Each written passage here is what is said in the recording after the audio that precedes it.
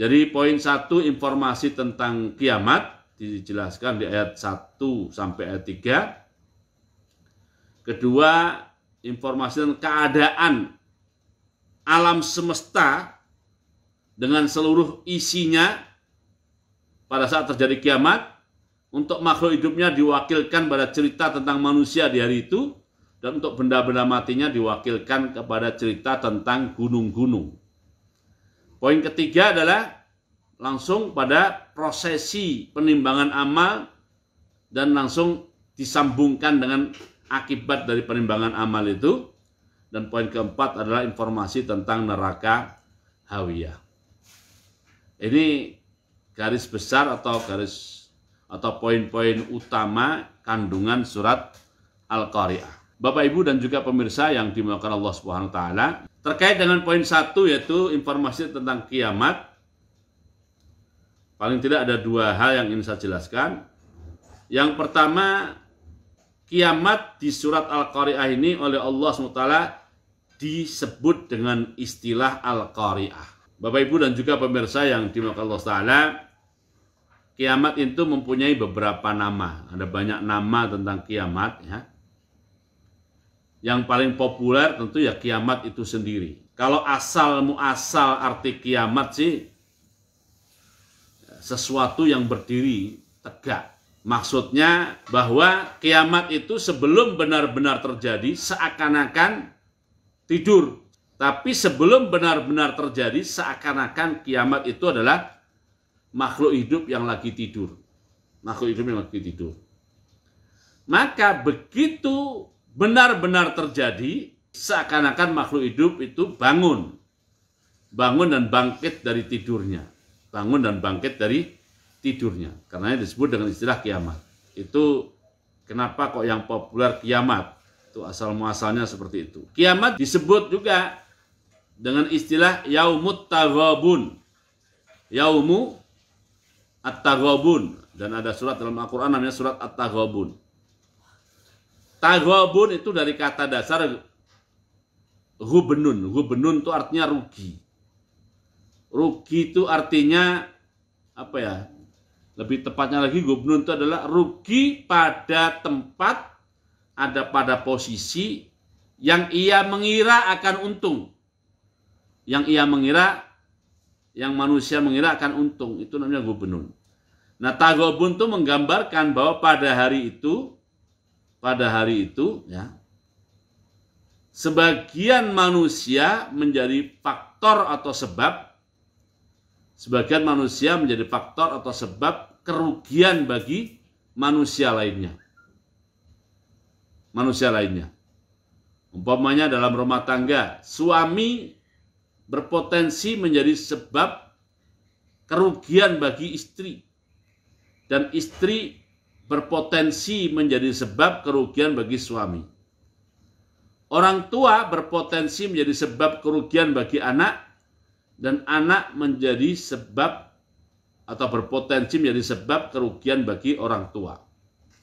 Saudara yang lebih tua berpotensi menjadi sebab kerugian bagi adik-adiknya, dan saudara yang lebih muda atau adik-adiknya berpotensi menjadi sebab kerugian bagi yang lebih tua. Itu dalam rumah tangga. Bahkan ya, bukan manusia dengan manusia saja. Harta bagi manusia itu dia berasumsi akan menjadi sumber keuntungan. Tapi pada hari itu harta bisa menjadi sebab kerugian bagi pemiliknya.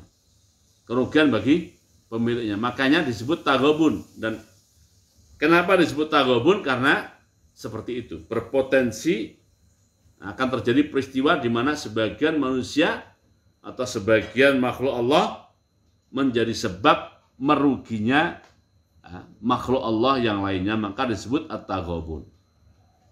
Karenanya di surat at-taghabun menjelang akhir ya, itu ada ayat ya ayyuhalladzina amanu inna min azwajikum wa auladikum aduwan lakum. Itu kenapa kiamat disebut atau hari kiamat disebut dengan istilah yaumut taghabun.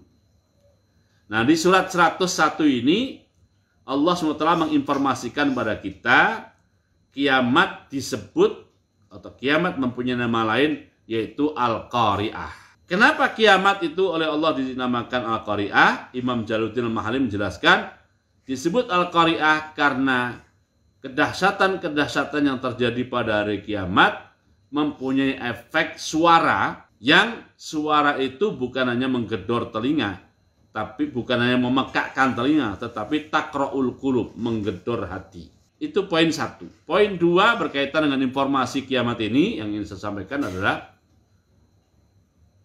Allah SWT menginformasikan kepada kita tentang adanya Al-Qari'ah itu dengan model penginformasian yang unik, yaitu dengan cara kosakata itu disebutkan dengan satu kata saja, Al-Qari'ah, satu kata saja. Lalu disusul dengan pertanyaan tentang Al-Qari'ah.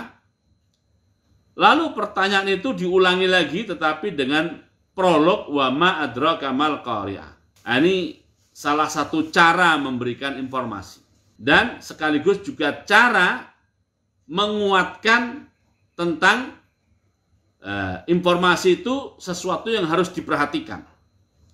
Sesuatu yang harus diperhatikan. Nah, di antara caranya adalah sampaikan dulu satu kata, setelah satu kata lalu muncul pertanyaan mal qari'ah, disusul lagi dengan pertanyaan kedua, tapi pertanyaan kedua itu diawali dengan wa ma adraka mal qari'ah.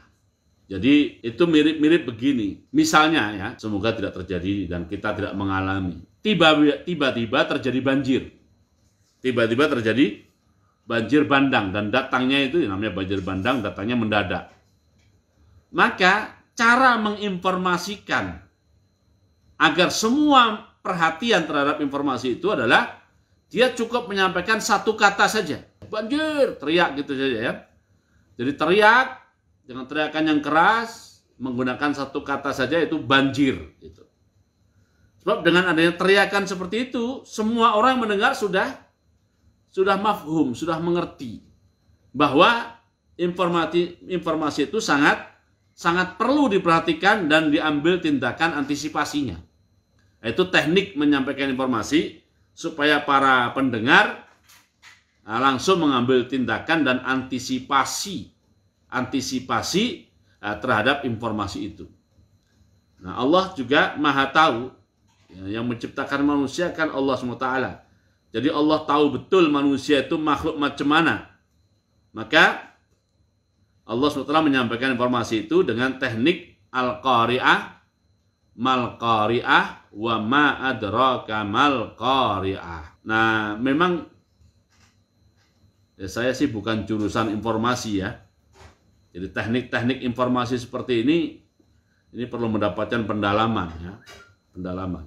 Sekarang orang sudah berkembang sedemikian rupa mempelajari tentang ilmu informatika ini tentang informasi ini ya.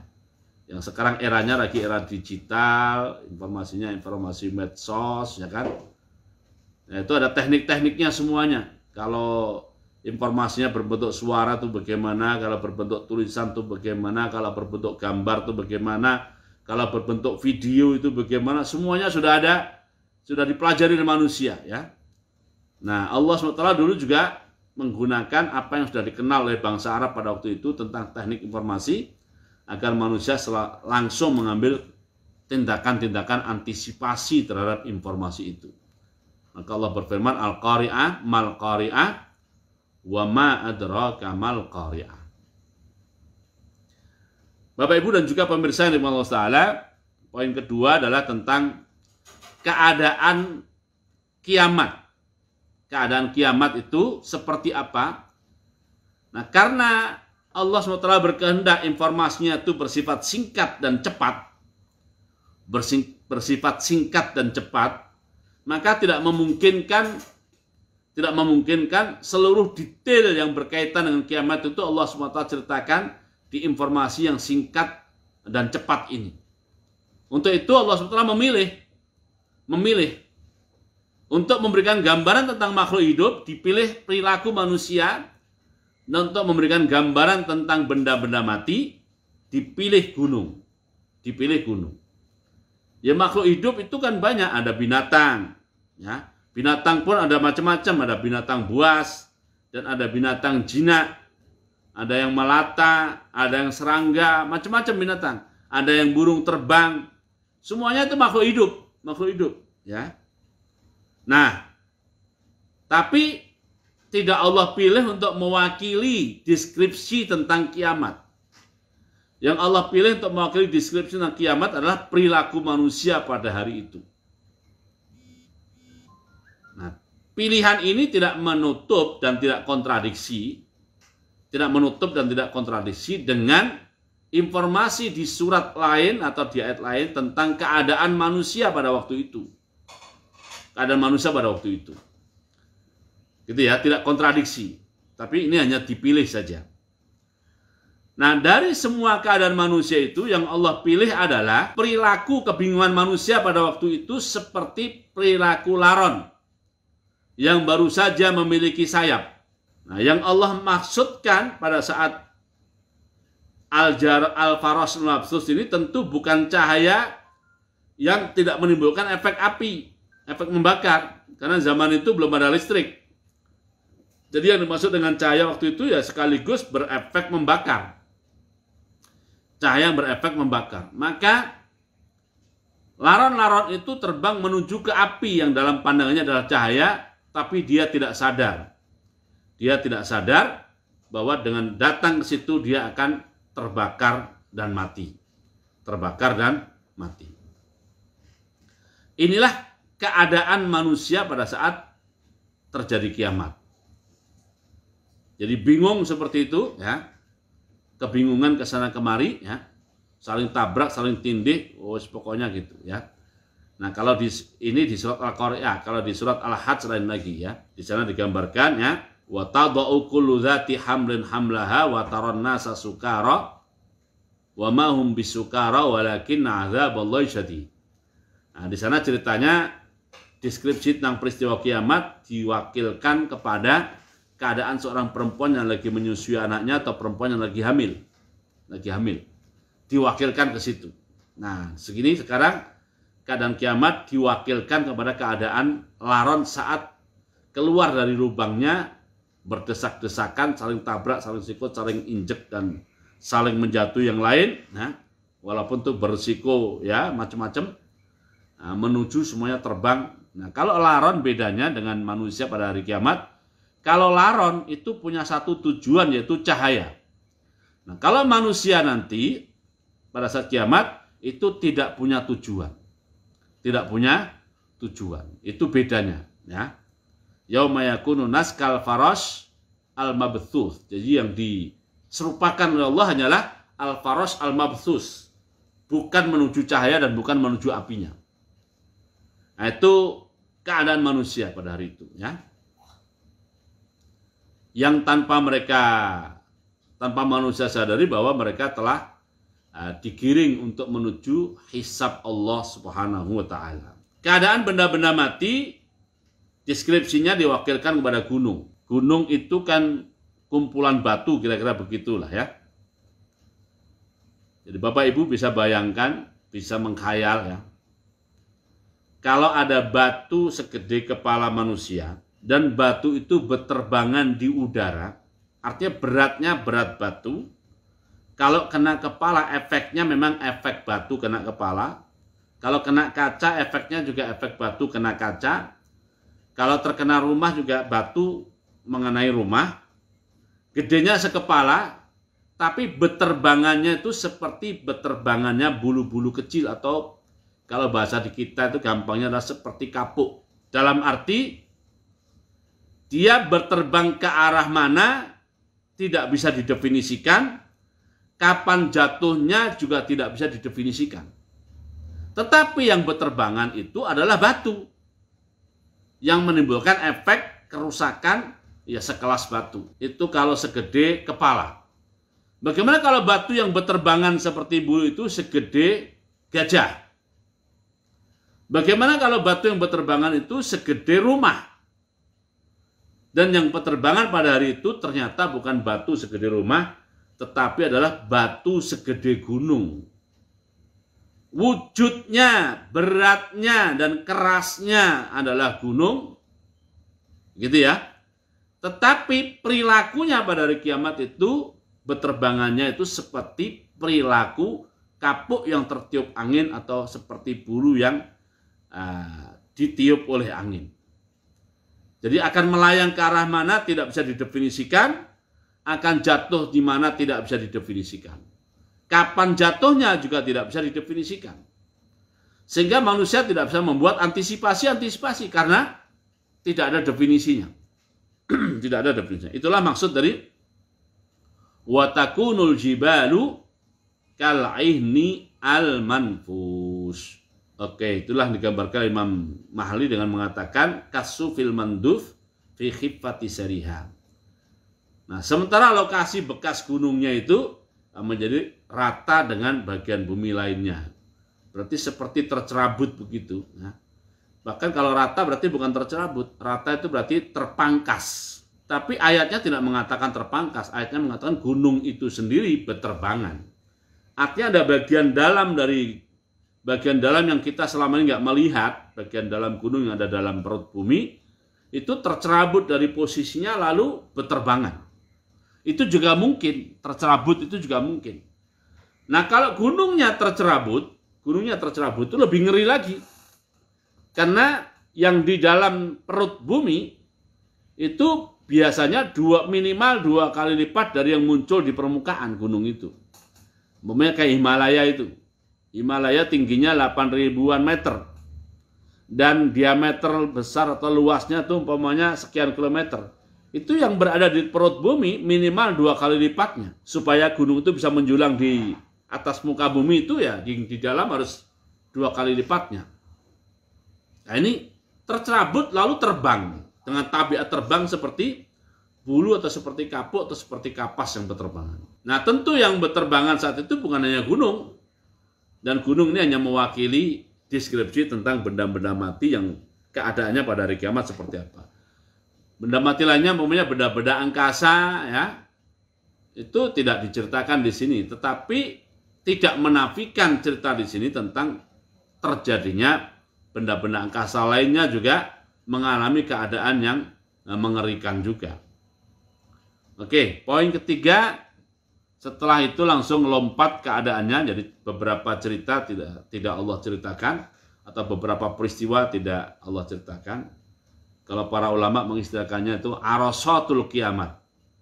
Arasatul kiamat, jadi kiamat itu kan satu, tetapi dia mempunyai arasat. Mempunyai hal-hal yang melekat pada kiamat. Arasat asal artinya tuh kalau orang menikah itu bikin walimah tuh tenda yang ada di halaman itu. Tapi ini kan tenda dari berbagai sisi. Jadi ada hisab, ada penghitungan amal, ada pemberian buku, dan itu namanya semuanya arasatul kiamat. Oke. Poin yang ketiga adalah tentang lompat langsung pada penimbangan amal.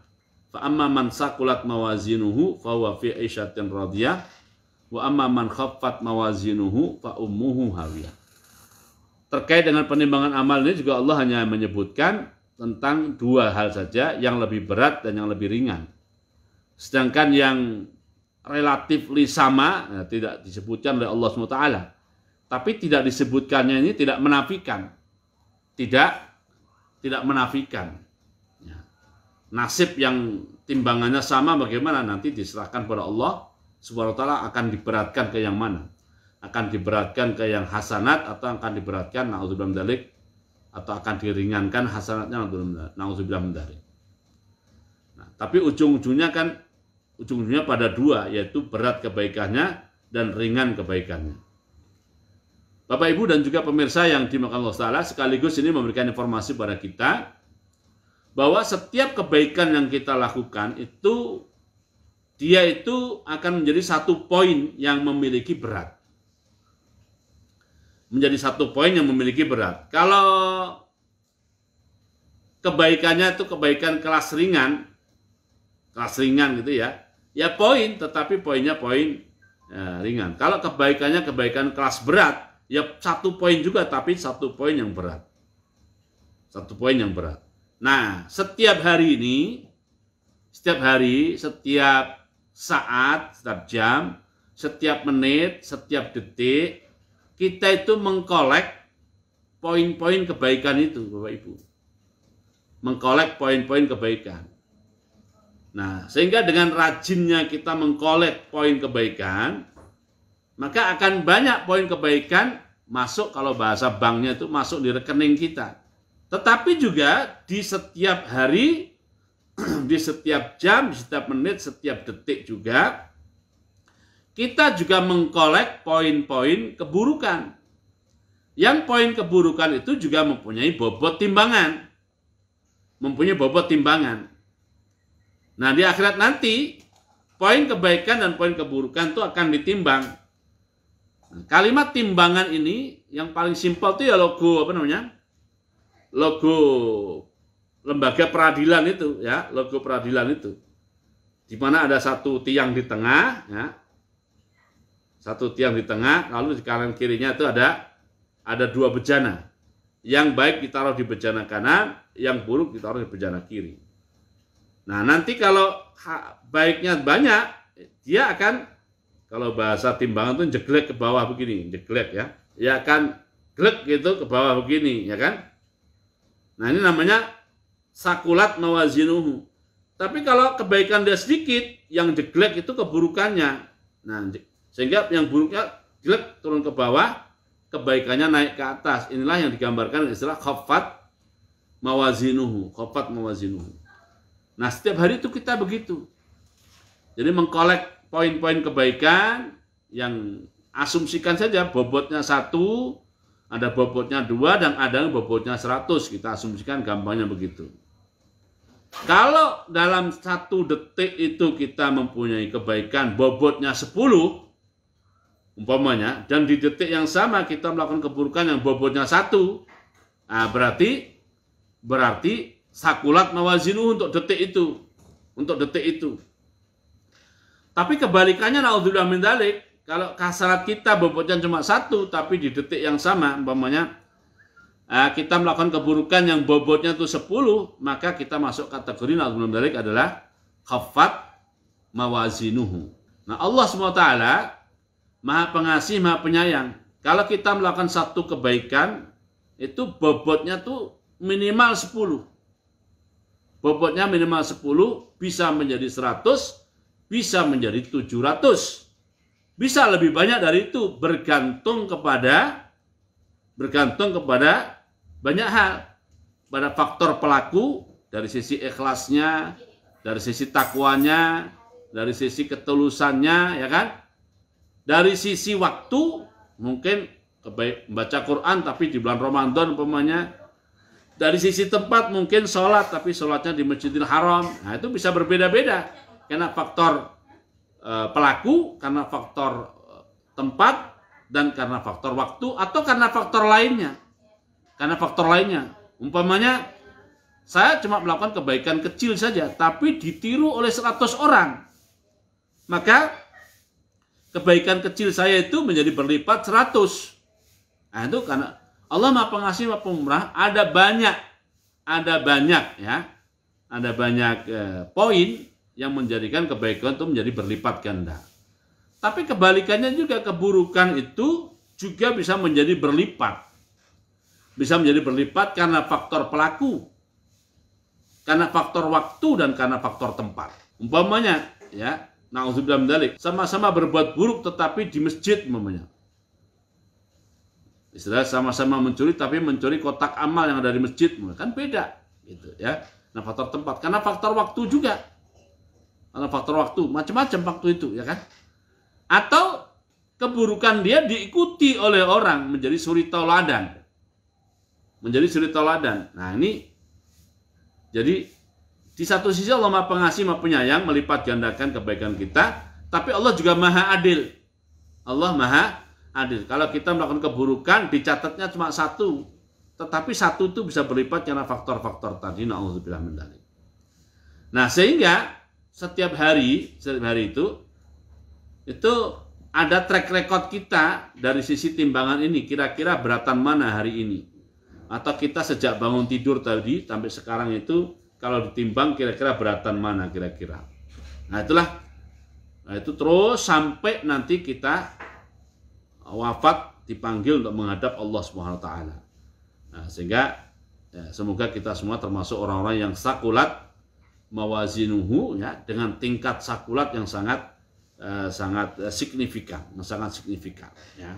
Nah, lalu Allah SWT berkaitan dengan yang sakulat mawazinuhu digambarkannya bahwa fi isyatin radiyatin. Radiyatin bisa berbentuk isim fa'il, bisa juga berbentuk isim maf'ul, ya.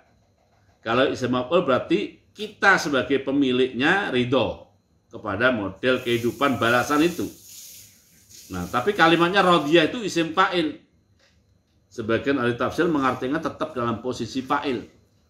Ya, hidupnya itu sendiri ridho, bukan kitanya. Hidupnya itu sendiri ridho. Nah, oke. Sedangkan yang sakulat, yang khafat mawazinuhu digambarkan ummuhu hawiyah. Asal muasal itu adalah induk, ya. Asal muasal itu induk. Yang oleh Imam Mahali ditafsirkan maskan ini asal muasal ummun, terjemahnya adalah ibu juga. Itu asal muasalnya itu induk. Bayangkan saja ayam, induk ayam yang baru menetaskan anaknya, umpamanya anak yang menetas ada 10 umpamanya, ya. Kita lihat perilaku anak itu. Begitu anak itu merasa khawatir atau takut, dia langsung lari menyelusup di balik sayap induknya. Maksudnya mencari aman di situ. Kalau dia merasa dingin, dia pun langsung menyelusup di situ. Nah, itu namanya ummun. Jadi dia berusaha keluar dari induknya, tapi bila terjadi sesuatu dia larinya kepada induknya. Nah, tentu lari kepada induknya itu dengan pilihan, atas pilihan sendiri, dengan sukacita dan dengan harapan besar. Harapan besar akan kebaikan yang ada pada induknya. Nah, orang yang khafat mawazinuhu itu perilakunya seperti anak-anak ayam. Dia merasa terancam, ada sesuatu yang membahayakan dirinya, dia merasa punya tempat kembali dan tempat berlindung. Tempat kembali dan tempat berlindung. Tapi tanpa diprediksi oleh dia bahwa tempat berlindung yang dia bayangkan itu ternyata adalah hawiyah. Ternyata adalah hawiyah. Jadi manusia masuk neraka itu dengan penuh semangat, bukan ogah-ogahan. Masuk neraka itu dengan penuh semangat dan penuh harapan, ya. Penuh harapan. Makanya sangat mengejutkan bagi dia, dan terkejutnya itu juga bagian dari siksa. Bagian dari siksa. Itulah digambarkan Allah dengan istilah fa ummuhu hawiyah. Lalu Allah jelaskan apa itu neraka, ya. Sebenarnya deskripsi tentang neraka ada banyak sekali, tapi karena surat Al-Qur'an itu surat singkat, informasi yang disampaikan informasi cepat, ya kan? Yang penting pesan itu sampai gitu. Nah, yang dipilih oleh Allah adalah wa ma adraka ma hiya narun hamiyah. Narun hamiyah. Ya. Oke, sementara itu dulu yang bisa kita jelaskan. Kita tutup dengan doa penutup majelis dan surat Al-Asri. Subhanakallahumma wa bihamdika asyhadu an la ilaha illa anta a'udzu billahi minasyaitonir rajim. Bismillahirrahmanirrahim. Wal asri innal insana lafi khusr illa alladziina amanu wa 'amilus shalihat wa tawassaw bil haqqi wa tawassaw bis sabr. Assalamualaikum warahmatullahi wabarakatuh.